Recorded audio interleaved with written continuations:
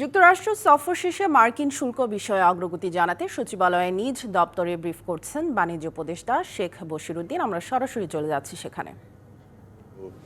আমাদের এই পর্যন্ত বলারই আজকে।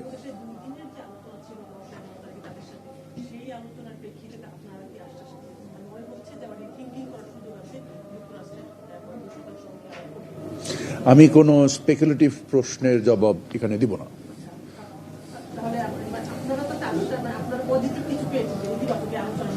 আমাদের আলোচনাগুলো উৎসাহব্যঞ্জক এবং আমাদের আলোচনাটা যথেষ্ট এঙ্গেজিং ছিল উভয় পক্ষের। সর্বোচ্চ লেভেলে এনগেজ।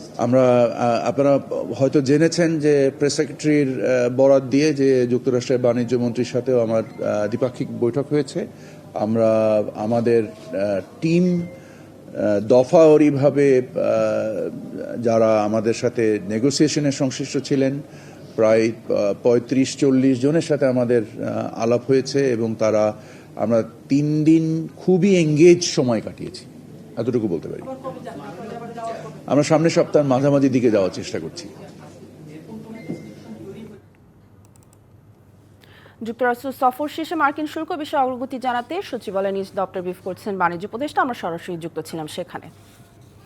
রাজধানী মিটফোর্ডে ব্যবসায়ী সোহাগ হত্যায় প্রমাণ থাকা সত্ত্বেও এখনও প্রকৃত জড়িতদের ধরা হয়নি। উল্টো রাজনৈতিক স্বার্থ সিদ্ধির জন্য বিএনপির নামে বদনাম করা হচ্ছে, এমন অভিযোগ করে দলটির নেতারা বলেছেন এ হত্যাকে নির্বাচনী পরিবেশ বিঘ্নের অজুহাত করা হচ্ছে। তারেক রহমানকে নিয়ে কটূক্তি বরদাস্ত করবে না বিএনপি, প্রতিহত করা হবে ভোট পেছানোর ষড়যন্ত্র। গুলশানে বিএনপি চেয়ারপারসনের কার্যালয়ে দলের স্থায়ী কমিটির সদস্যদের সংবাদ সম্মেলন। এতে উঠে আসে পুরান ঢাকার মিটফোর্ড হাসপাতালের সামনে ব্যবসায়ী সোহাগ হত্যার বিষয়। বিএনপি মহাসচিব জানান, অপরাধীদের জন্য অনুকম্পার সুযোগ নেই, শুধু অভিযোগের ভিত্তিতে কয়েকজনকে বহিষ্কার করেছে বিএনপি। এ পদক্ষেপকে স্বাগত না জানিয়ে পরিকল্পিতভাবে চরিত্র হননের চেষ্টা একটি মহল। সুপরিকল্পিতভাবে দেশের বৃহত্তম জনপ্রিয় দলের বিরুদ্ধে কুৎসা রটনা উদ্দেশ্য প্রণীতভাবে দলের শীর্ষ নেতা, যিনি শুধু একজন ব্যক্তি নন, তিনি দীর্ঘ 1.5 যুগ ধরে পরিচালিত স্বৈরাচার পতন আন্দোলনের প্রধান নেতা, সাফল্যের কারিগর, গণ অভ্যুত্থানের প্রাণপুরুষ, তার বিরুদ্ধে অশ্লীল কুরুচিপূর্ণ এমন বক্তব্য প্রদানের বিরুদ্ধে আমরা তীব্র প্রতিবাদ, নিন্দা ও ঘৃণা প্রকাশ করছি।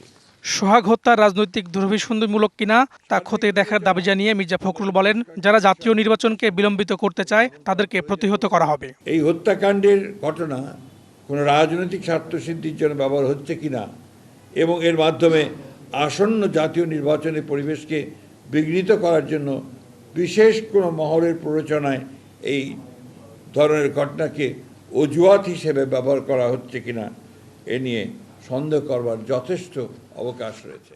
জাতীয় প্রেস ক্লাবে এক প্রতিবাদ সভায় বিএনপির সিনিয়র যুগ্ম মহাসচিব রুহুল কবির রিজভী বলেন, মিটফোর্ডে হত্যা করে পরিকল্পিতভাবে ভিডিও ছড়ানো হচ্ছে। কোনো উস্কানিতে পা না দিতে নেতাকর্মীদের সতর্ক করেন তিনি। আজকে আধিপত্যবাদী শক্তি এবং এইখানকার নব্য আধিপত্যবাদী শক্তির যারা দালাল, তারা সবাই মিলে আজকে গভীর চক্রান্তে মেতে উঠেছে। তাই তাদের পাতানো কোনো ষড়যন্ত্র জালে আমাদের নেতা কর্মী বা আমাদের পক্ষের যারা সমর্থক পেশাজীবী সংগঠন কেউ পা দেবে না। এদিকে জাতীয় প্রেস ক্লাবে এক অনুষ্ঠানে বিএনপি চেয়ারপারসনের উপদেষ্টা জয়নুল আবেদিন ফারুক অভিযোগ করেন, নির্বাচন পেছানোর ষড়যন্ত্রের অংশ হিসেবে মিটফোর্ডে ব্যবসায়ীকে হত্যা করা হয়েছে। দায়িত্ব আপনাদেরকে নিতে হবে, খুঁজে বের করতে হবে কারা এই নির্বাচনের আগে এই ষড়যন্ত্র করে নির্বাচনকে পিছিয়ে দেওয়ার ব্যবস্থা করছেন। তাদেরকে কেন আজকে 5 দিন হলো খুঁজে বের। দেশবিরোধী যে কোনো ষড়যন্ত্র রুখতে সবাইকে সতর্ক থাকার আহ্বান জানান বিএনপি নেতারা। Farhaduzzaman, DBC news, Dhaka. রাজধানীর নয়াপল্টন থেকে বিএনপির বিক্ষোভ শুরু হচ্ছে। বিএনপির কেন্দ্রীয় কার্যালয়ের সামনে থেকে বিস্তারিত জানাতে কাকরাইল এলাকা থেকে যুক্ত হচ্ছেন সহকর্মী ইকবাল অনিক। ইকবাল, কোন কোন এলাকা প্রদক্ষিণ করবে এই বিক্ষোভ কর্মসূচি এবং যারা অংশ নিচ্ছেন তারা কি বলছেন, সব মিলে বিস্তারিত জানাবেন।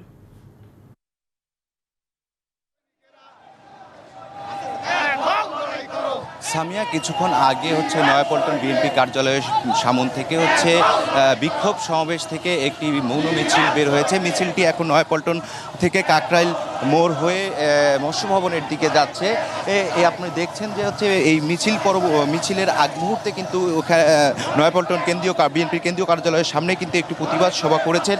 সেখানে হচ্ছে বিএনপির ভারপ্রাপ্ত চেয়ারম্যান তারেক রহমানকে নিয়ে ষড়যন্ত্র, মিথ্যাচার এবং কটূক্তি এবং সেই সঙ্গে হচ্ছে মিটফোর্ডে যে একটি বর্বরচিত হত্যাকাণ্ডের ঘটনা ঘটানো হয়েছে সেসব কিছুর প্রতিবাদে কিন্তু আজকের এই বিক্ষোভ সমাবেশ। সেখানে কিন্তু বক্তব্য দিয়েছেন হচ্ছে দলের মহাসচিব মির্জা ফখরুল ইসলাম আলমগীর। তিনি কিন্তু বলেছেন যে একটি মহল বারবার চেষ্টা করছেন হচ্ছে যাতে নির্বাচন যাতে না হয় সে বিষয়ে একটি মহল চক্রান্ত চালিয়ে যাচ্ছেন এবং দেশবিরোধী সংঘর্ষে লিপ্ত হয়েছেন। এবং এই যে এখানে যে মিছিলে বা হচ্ছে বিক্ষোভ সমাবেশে যে নেতাকর্মীরা অংশ নিয়েছেন তাদের সঙ্গে আমরা একটু কথা বলার চেষ্টা করব। তারা এই যে আজকের এই সমাবেশ থেকে কি কি প্রাপ্তি ছিল এবং কি কি দিক নির্দেশনা পেলেন। আপনারা তো প্রতিবাদ সমাবেশে অংশ নিয়েছেন, এখানে কি কি দিক নির্দেশনা পেলেন, সামনের দিনগুলোতে কি কি যাবে? জি, কি আজকের প্রোগ্রামে কি কি সিদ্ধান্ত পেলেন আপনারা? আমরা সন্ত্রাসমুক্তভাবে ভবিষ্যৎ বাংলাদেশ গড়ার ক্ষেত্রে এগিয়ে যাব এবং সর্বদল এবং সকলের সম্মতিক্রমে অবিলম্বে একটা নিরপেক্ষ নির্বাচনের দাবিতে সন্ত্রাসমুক্ত বাংলাদেশ গড়ার প্রত্যয়ে আমাদের দল বদ্ধপরিকর। ধন্যবাদ। শুনছিলেন যে এখানে যারা এই প্রতিবাদ সমাবেশে যারা অংশ নিয়েছেন তারা কিন্তু বলছেন যে দলবল নির্বিশেষে একটি নির্বাচনের দাবি কিন্তু করছেন এবং সেই নির্বাচন যাতে বিলম্বিত হয় সেই জন্য একটি মহল কিন্তু ষড়যন্ত্র বা চক্রান্ত চালিয়ে যাচ্ছেন। সামিয়া, এই ছিল আমার কাছে বিএনপির ঢাকা উত্তর ও দক্ষিণ মহানগর আয়োজিত যে প্রতিবাদ সমাবেশ শেষে মৌন মিছিল, সেখান থেকে সবশেষ অবস্থা। ইকবাল, অনেক ধন্যবাদ আমাদের সাথে যুক্ত হওয়ার জন্য। গণ অভ্যুত্থানের পরবর্তী সময়েও ষড়যন্ত্র অব্যাহত আছে বলে মন্তব্য করেছেন জাতীয় নাগরিক পার্টির আহ্বায়ক নাহিদ ইসলাম। দুপুরে পটুয়াখালী সার্কিট হাউসের সামনে পদযাত্রা শেষে এ মন্তব্য করেন তিনি। আরও বলেন, আগে চাঁদাবাজি করত আওয়ামী লীগ, এখন করে একটি দল। এই মাফিয়া সিস্টেমের পরিবর্তন করতে হবে। এর আগে নিউ মার্কেট মোড় হয়ে আনুষ্ঠানিকভাবে পদযাত্রা করেন নেতারা। নতুন বাজার, লঞ্চঘাট, পুরান বাজার, বনানী, তিতাস মোড় হয়ে সার্কিট হাউসের সামনে গিয়ে পদযাত্রা শেষ হয়।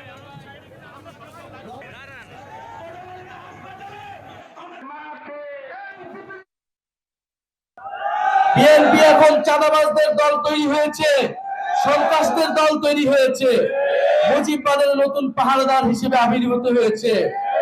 ফলে চাঁদাবাজ এবং মুজিববাদের নতুন পাহারাদার এসেছে।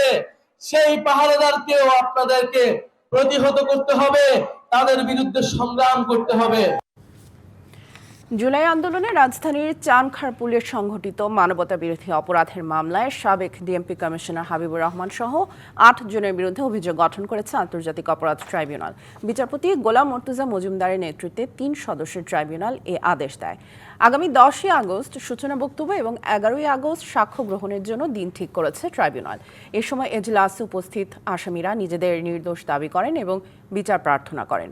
গত ৩রা জুলাই উভয় পক্ষের শুনানি শেষে আদেশের দিন ঠিক করা হয়। এর আগে এই মামলার পলাতক ৪ আসামিকে ট্রাইব্যুনালে হাজির হতে গত ৩রা জুন পত্রিকায় বিজ্ঞপ্তি প্রকাশের নির্দেশ দেওয়া হয়। এরা হলেন ঢাকা মহানগর পুলিশের সাবেক কমিশনার হাবিবুর রহমান, সাবেক যুগ্ম কমিশনার সুদীপ কুমার চক্রবর্তী, রমনা অঞ্চলের সাবেক অতিরিক্ত উপকমিশনার শাহ আলম, রমনা অঞ্চলের সাবেক সহকারী কমিশনার মোহাম্মদ ইমরুল। আর গ্রেপ্তার ৪ আসামি হলেন ইন্সপেক্টর আরশাদ, কনস্টেবল সুজন, ইমন ও নাসিরুল।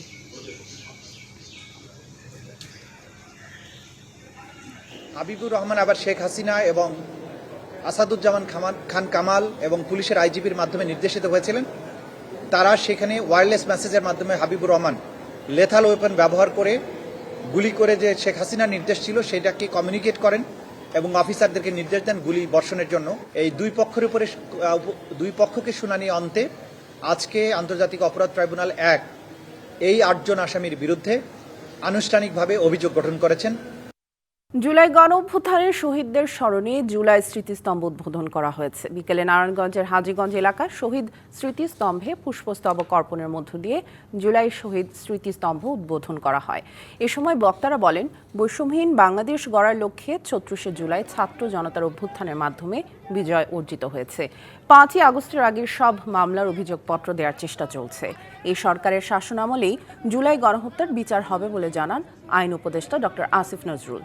এ সময় উপস্থিত ছিলেন গৃহায়ন ও গণপূর্ত উপদেষ্টা আদিলুর রহমান খান, শিক্ষা উপদেষ্টা অধ্যাপক ডক্টর সিয়ারা আবরার, পরিবেশ উপদেষ্টা সৈয়দা রিজওয়ানা হাসান এবং বিদ্যুৎ ও জ্বালানি উপদেষ্টা ফাউজুল কবির খান।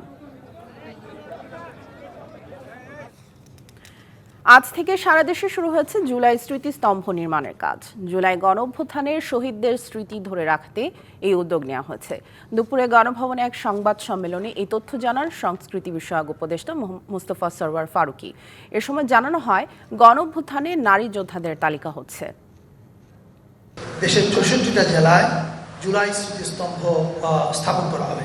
এটা স্থাপনের কাজ আজকে থেকে শুরু হলো নারায়ণগঞ্জের মধ্য দিয়ে। এটা আসলে আমাদের জন্য খুব সিরিয়াস কাজ এবং আমরা বিশ্বাস করি নারায়ণগঞ্জে যেটা শুরু হলো ৪ আগস্টের মধ্যে সারা দেশে এই স্মৃতিস্তম্ভের কাজ শেষ হবে।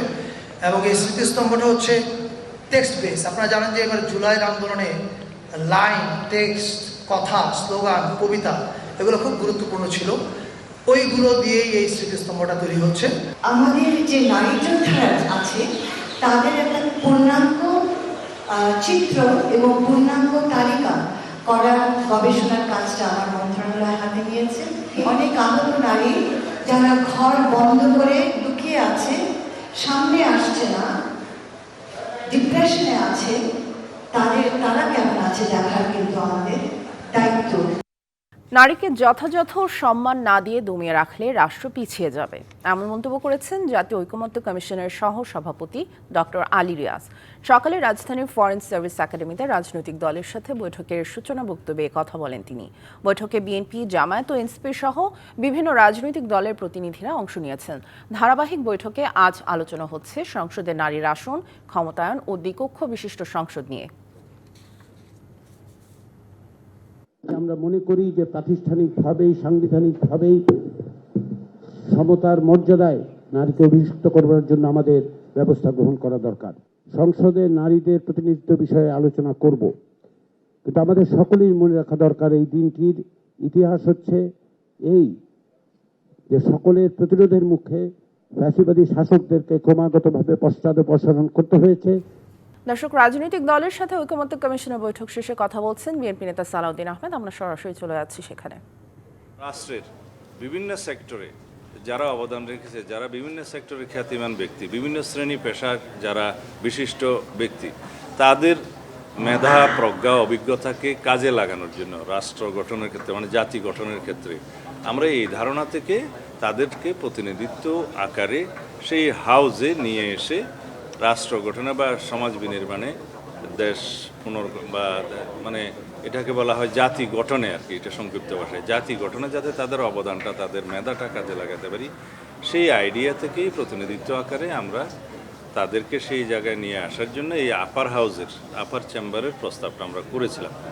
এখানে সরাসরি নির্বাচনের আমরা কোনো প্রস্তাব করিনি এবং এইখানে কোনো পিআর সিস্টেমের কথাও আমরা তখন প্রস্তাব করিনি। এটা আমরা প্রস্তাব করেছি হাউজে যেভাবে আসনের অনুপাতে, নিম্নকক্ষের আসনের অনুপাতে তারা ওখানে নির্ধারিত হবে এবং তাদের পাওয়ার অ্যান্ড ফাংশন পরে সংসদে আলোচনার মধ্য দিয়ে সেটা নির্ধারণ করা হবে। এখন এটা নিয়ে বিস্তর আলোচনার হয়েছে আরও আগে 2 দিন বা 2.5 দিন, আজকেও হলো লাস্ট সেকেন্ড হাফে। তাতে কেউ একমতে আসতে পারে নাই যে এটার নির্বাচন প্রক্রিয়াটা কি হবে। তো যদি ঐকমত্য না হয় সেই ক্ষেত্রে কমিশন কি সিদ্ধান্ত নেবে বা পরের দিন কি আলোচনা করবে সেটা কমিশন জানাবে বলেছেন। তবে হাউজের মধ্যে বিভিন্ন রকমের আলোচনায় বিভিন্ন রকম প্রস্তাব এসছে, কিন্তু নির্বাচন প্রক্রিয়া নিয়ে কেউ ঐকমতে আসতে পারেনি। তবে এই বিষয়ে মোটামুটি একটা কনসেনসাস আছে যে আপার হাউস থাকতে পারে। কয়েকটি দলের অবশ্য অন্যরকম বক্তব্য আছে যে আপার হাউসের প্রয়োজন নেই, আর কয়েকটি দলের এরকম বক্তব্য আছে যে আপার হাউস তারা চায় যদি পিআর সিস্টেমে নির্বাচন হয়।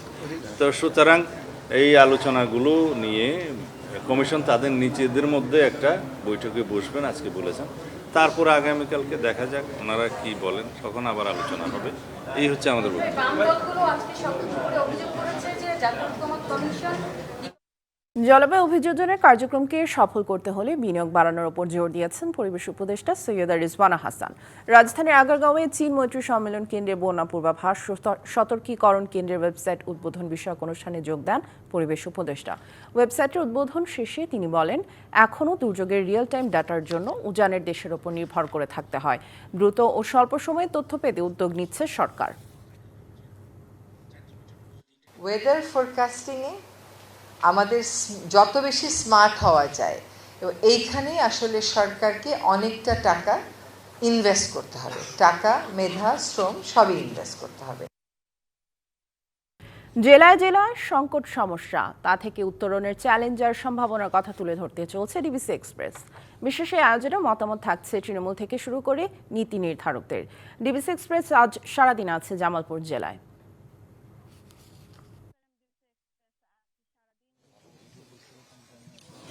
সিএসআরএম ডিবিসি এক্সপ্রেস আজ সারাদিন রয়েছে জামালপুরে এবং আমরা জামালপুরের বিভিন্ন সংকট সমস্যা এবং তার পাশাপাশি সম্ভাবনার কথাও তুলে ধরার চেষ্টা করছি। এবং বর্তমানে আমরা রয়েছি শহরের কেন্দ্রেই বলা চলে এবং এখানে কিছুক্ষণ আগে যেমন বৃষ্টি হলো, 10 মিনিটের বৃষ্টিতেই কিন্তু আমরা দেখেছি জল জটের যে অবস্থা তা কিন্তু রয়েছে এবং তার পাশাপাশি পৌর শহরেও বিভিন্ন দুর্ভোগ এবং দুর্দশার কথা আসলে আমরা জানতে চাই এলাকাবাসীর কাছ থেকে। প্রথমেই আসলে জানতে চাই, কিছুক্ষণ বৃষ্টি হলেই একদম পানি জমে থাকে, তাছাড়া আসলে আরো কি কি দুর্ভোগে আপনারা প্রতিনিয়ত শিকার হচ্ছেন? প্রথমে ধন্যবাদ জানাই ডিবিসি টেলিভিশনকে সুদূর ঢাকা থেকে আমাদের এই দুর্ভোগ দেখার জন্য। আসলে আমাদের এই দুর্ভোগটা শুরু হয়েছে এখানে যেখানে আপনার লাইভ করতেছেন তার পিছনেই আমাদের একটা সাংস্কৃতিক পল্লী নামে একটা স্থাপনা তৈরি হয়েছে। সেটা প্রায় 200 কোটি টাকা বাজেটের উপরে, তার যেটার মোট খরচ।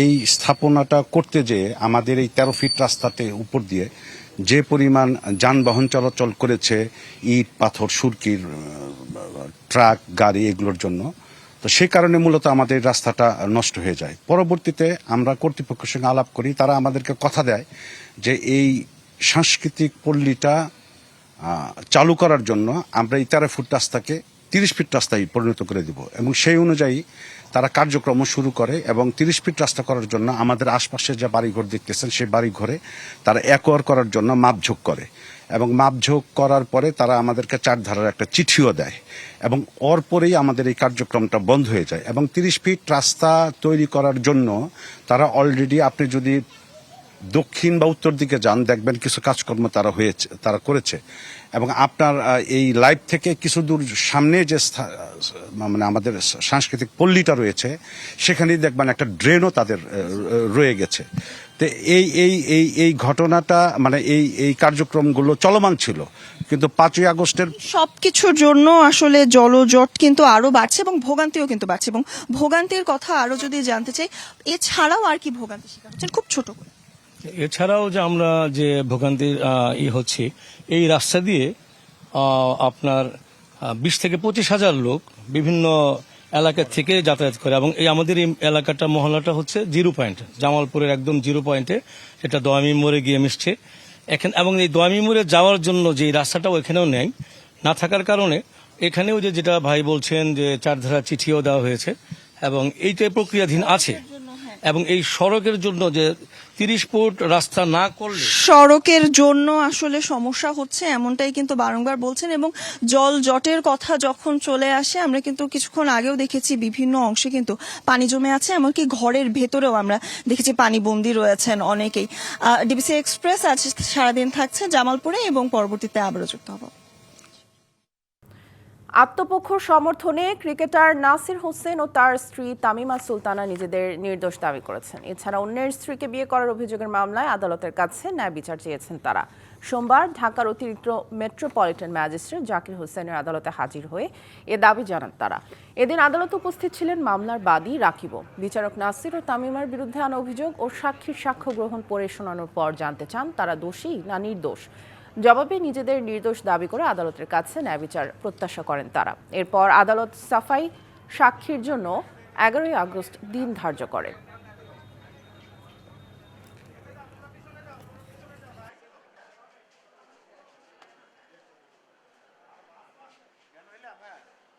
তালাক নোটিশ দেওয়ার পর, পোস্ট অফিসে ছাড়ার পর কেউ যদি আলাদা থাকে বছরের পর বছর এবং আরেক জায়গায় বিয়ে করে সন্তানাদি হয়, তাহলে সুপ্রিম কোর্টের আপিল বিভাগের উক্ত রায় অনুসারে তালাক সঠিকভাবে জারি হয়েছে বলে আমাদের আর্গুমেন্ট থাকবে।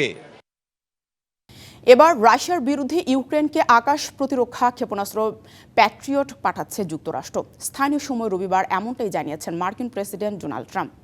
ইউক্রেনে যুদ্ধবিরতির কথা বলল রুশ প্রেসিডেন্ট ভ্লাদিমির পুতিন, তা মানছেন না বলে অভিযোগ করেন ট্রাম্প। অস্ত্রের বিনিময়ে ইউক্রেনের কাছ থেকে যুক্তরাষ্ট্র অর্থ নেবে এমনটাও নিশ্চিত করেন তিনি। তবে ঠিক কতটুকু প্যাট্রিয়ট মিসাইল পাঠানো হবে তা এখনও জানা যায়নি। এদিকে ইউক্রেন জুড়ে হামলা অব্যাহত রেখেছে রাশিয়া। রবিবার রাতভর ড্রোন হামলা চালানো হয় সুমি অঞ্চলে। এতে নিহত হন এক বেসামরিক নাগরিক।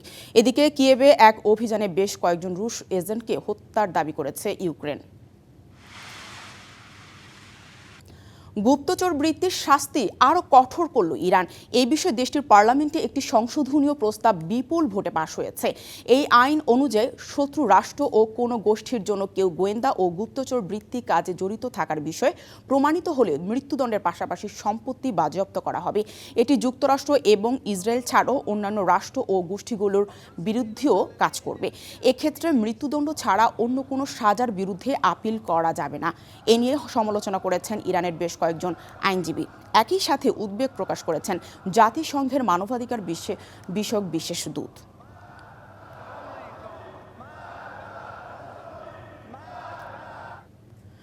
যুক্তরাজ্যের লন্ডনের সাউথএন্ড বিমানবন্দরে একটি বিমান বিধ্বস্ত হয়েছে। স্থানীয় সময় রবিবার বিকেলে সাউথএন্ড অন সি এলাকায় এই ঘটনা ঘটে। এখন পর্যন্ত হতাহতর কোনো খবর পাওয়া যায়নি। আর বিমানটিতে কতজন আরোহী ছিলেন এবং বিধ্বস্তের কারণ কি তা এখনও স্পষ্ট নয়। এদিকে 12 মিটার দীর্ঘ এই বিমানটি বিধ্বস্তের পর ঘটনাস্থলে পাঠানো হয় 4টি অ্যাম্বুলেন্স ইউনিট ও একটি র্যাপিড রেসপন্স গাড়ি সহ অন্যান্য জরুরি পরিষেবা। পুলিশ বলছে তারা ঘটনাস্থলে বিমান চলাচল কর্তৃপক্ষের সঙ্গে সমন্বয়ে কাজ করছে। এদিকে বিমানবন্দর কর্তৃপক্ষ এই ঘটনার পর 4টি ফ্লাইট বাতিল করেছে। পাইলটের ভুলে নয় বরং যান্ত্রিক ত্রুটির কারণেই ভারতে গত মাসে ভয়াবহ বিমান দুর্ঘটনার বিধ্বস্ত হয়ে থাকতে পারে এয়ার ইন্ডিয়া ফ্লাইট AI-171। প্রাথমিক তদন্তে এমন ইঙ্গিতই মিলছে বলে রয়টার্সকে জানিয়েছেন যুক্তরাজ্যের এক এভিয়েশন বিশেষজ্ঞ ও সাবেক পাইলট।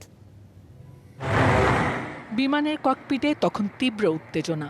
আকাশে ভেসে থাকা এয়ার ইন্ডিয়া ফ্লাইট AI-171 আচমকাই অস্থির হয়ে ওঠে। ককপিট ভয়েস রেকর্ডারে ধরা পড়ে শেষ মুহূর্তে এক পাইলট অন্যজনকে জিজ্ঞেস করছেন, তুমি ফুয়েল বন্ধ করলে কেন?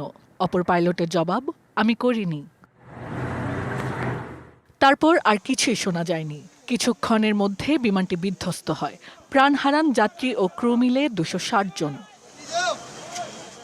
ওই দুর্ঘটনার ঠিক 1 মাস পর প্রাথমিক তদন্ত প্রতিবেদন প্রকাশ করে ভারতের বিমান দুর্ঘটনা তদন্ত ব্যুরো। ওই প্রতিবেদন বিশ্লেষণ করে বার্তা সংস্থা রয়টার্সকে সাবেক পাইলট ও এভিয়েশন বিশেষজ্ঞ মার্কো চেন জানান, ইঞ্জিন কন্ট্রোল চিপে সিগন্যাল হারানোর কারণেই ফ্লাইট AI-171 বিধ্বস্ত হয়ে থাকতে পারে। প্রতিবেদনটি পাইলটদের সম্পূর্ণরূপে দোষমুক্ত করেনি। তবুও জ্বালানির কাট অফ সুইচ ভুল করে বন্ধ করে দেয়া পাইলটদের পক্ষে প্রায় অসম্ভব। সেটা হলে পুরো প্রক্রিয়ায় বড়সড় ভুল থাকত, কিন্তু এক্ষেত্রে তেমনটা হয়নি। প্রাথমিক তদন্ত প্রতিবেদনে দেখা যায়, বিমান উড্ডয়নের কিছু পরেই 2 ইঞ্জিনের ফুয়েল কাট অফ সুইচ অর্থাৎ একসঙ্গে বন্ধ হয়ে যায়। ফলে ইঞ্জিনে জ্বালানি না পৌঁছানোয় উড়োজাহাজটি মাঝ আকাশে থেমে যায়। ককপিট ভয়েস রেকর্ডার থেকে 2 পাইলটের কথোপকথনও স্পষ্ট করে দুর্ঘটনার পেছনে ছিল এমন কোনো কারণ যা তাদের নিয়ন্ত্রণের বাইরে। মার্কো চেনের ধারণা, বিমানের ইঞ্জিন নিয়ন্ত্রণকারী একটি চিপের সংকেত হারিয়ে যাওয়ার কারণে ওই সুইচগুলো বন্ধ হয়ে যায়। বিমানটির ইঞ্জিন প্রস্তুতকারী সংস্থা আগেই একটি সার্ভিস বুলেটিনে এই সমস্যার বিষয়ে সতর্ক করেছিল এবং রক্ষণাবেক্ষণের নির্দেশ দিয়েছিল বলেও জানান তিনি, যা ওই দুর্ঘটনার সাথে সামঞ্জস্যপূর্ণ। ভয়াবহ এই বিমান দুর্ঘটনার তদন্ত এখনও শেষ হয়নি, কিন্তু প্রশ্ন থেকেই যাচ্ছে, যদি পাইলট ভুল না করে থাকে তবে ত্রুটি আসলে কোথায় ছিল। Hasna Akhtar, DBC news desk. বুদ্ধের পথ বেয়ে গড়ে ওঠা শান্তিপূর্ণ এক রাজ্য তিব্বত। হিমালয়ের বুকে জেগে থাকা যেন এক রহস্যময় ভূমি। গত কয়েক দশক ধরে চীনের লৌহ মুঠের নিচে কাঁপছে এই প্রাচীন জনপদ। কিন্তু প্রশ্ন থেকে যায়, চীন কেন এতটা মরিয়া তিব্বতের জন্য? কি এমন আছে বরফে মোড়া সেই পাহাড়ি ভূখণ্ডে? তুষারে মোড়া এক শান্ত ভূমি তিব্বত, যেখানে উচ্চারিত হয় শুধু প্রার্থনার ধ্বনি। তবে আছে ভূরাজনৈতিক এবং অর্থনৈতিক স্বার্থের জটিল কৌশল। 1950 সালে চীনের আর্মিদের হঠাৎ আগমন পাল্টে দেয় এই ভূখণ্ডটির ইতিহাস। বলা হয় তিব্বত চীনের জন্য এক জিওপলিটিক্যাল স্বর্ণভূমি। দক্ষিণে ভারত, পশ্চিমে নেপাল, পূর্বে মিয়ানমার, 3 দিকে গুরুত্বপূর্ণ সীমান্ত। ফলে তিব্বতের দখল মানে পুরো দক্ষিণ এশিয়ার ওপর দেশটির কৌশলগত নিয়ন্ত্রণ। এশিয়ার ওয়াটার টাওয়ার খ্যাত তিব্বতেই জন্ম হুয়াংহো, ইয়াংজি, মেকং, সিন্ধু, গঙ্গা ও ব্রহ্মপুত্র সহ এশিয়ার দীর্ঘতম নদীগুলোর, যা নিয়ন্ত্রণ করে কোটি মানুষের জীবন। আর এ জলশক্তিকে হাতিয়ার হিসেবে পরিণত করেছে চীন। শুধুমাত্র পানি কিংবা ভূ রাজনৈতিক লাভের জন্য নয়, তিব্বতের বুকের নিচে লুকিয়ে রয়েছে টেকনোলজির ভবিষ্যৎ, লিথিয়াম, তামা, সোনা ও ইউরেনিয়াম। আজকের স্মার্টফোন থেকে ভবিষ্যতের যুদ্ধ সরঞ্জাম, সবকিছুর রসদ এখানেই। আর তার আধিপত্য এখন চীনের হাতেই। পুরো তিব্বতে রাস্তাঘাট, বিদ্যুৎ কেন্দ্র ও অবকাঠামোর বিশাল নির্মাণ চালিয়ে যাচ্ছে চীন, যার মূল উদ্দেশ্য তিব্বতের খনিজ সম্পদ উত্তোলন ও পরিবহন সহজ করা। বেইজিং বারবার বলে আসছে রাজ্যটি তাদের অবিচ্ছেদ্য অংশ, তবে তা মানতে নারাজ অধিকাংশ তিব্বতীরা। বিশেষজ্ঞদের মতে তিব্বত হাতছাড়া হলে চীনের সামরিক ও অর্থনৈতিক দানবীয় কাঠামোতে ফাটল ধরবে। তাই তো যেকোনো মূল্যে তিব্বতের ওপর নিয়ন্ত্রণ ধরে রাখতে মরিয়া চীন। Hasna Akhtar, DBC news desk. সংবাদ শেষ করছি অদ্ভুত চেহারার এক পুতুলের খবর দিয়ে। ছোট মুখে বাঁকা হাসি, ধারালো দাঁত আর খাড়া 2 কান, দেখতে যেন রূপকথার দুষ্ট দানব। আবার তার মাঝেই লুকানো আছে এক শিশুসুলভ নিষ্পাপতা। তার নাম লাবুবু। অদ্ভুত চেহারার এই খেলনা চরিত্রই এখন ঝড় তুলেছে সারা বিশ্বের খেলনার বাজারে। আমেরিকা, ইউরোপ, এশিয়া, বিশ্বের সব জায়গাতেই এক অদ্ভুত উন্মাদনা তৈরি হয়েছে। আর তা চীনের ডিজাইনার টয় ব্র্যান্ড পপ মার্টের তৈরি খেলনা লাবুবুকে ঘিরে। বিশ্বজুড়ে এই খেলনার চাহিদা এতটাই বেশি যে চীনের সাথে বাণিজ্য যুদ্ধের কারণে যুক্তরাষ্ট্রের বাজারে ক্রিসমাসের সময় এই খেলনার সংকট দেখা দিতে পারে, এমন আশঙ্কাও করা হচ্ছে। লাবুবু মূলত দ্য মনস্টার্স নামে একটি সিরিজের চরিত্র। নর্ডিক পুরাণ দ্বারা অনুপ্রাণিত হয়ে এই সিরিজটি তৈরি করেন হংকংয়ের শিল্পী কাসিং লুং। 2015 সালে সংগ্রাহকদের জন্য খেলনাটি প্রথম বাজারে ছাড়া হয়। তবে সম্প্রতি প্রভাবশালী কে পপ স্টার লিসাকে লাবুবু নিয়ে প্রকাশ্যে দেখার পর এ নিয়ে উন্মাদনা রাতারাতি আকাশ ছোঁয়। ডিবিসি আন্তর্জাতিক সংবাদে এই ছিল এখনকার মতো। ডিবিসি নিউজের সংবাদগুলো পড়তে ভিজিট করুন dbcnews.tv আর ভিজিট করুন ডিবিসি নিউজের ফেসবুক পেজ এবং ইউটিউব চ্যানেল। সঙ্গেই থাকুন।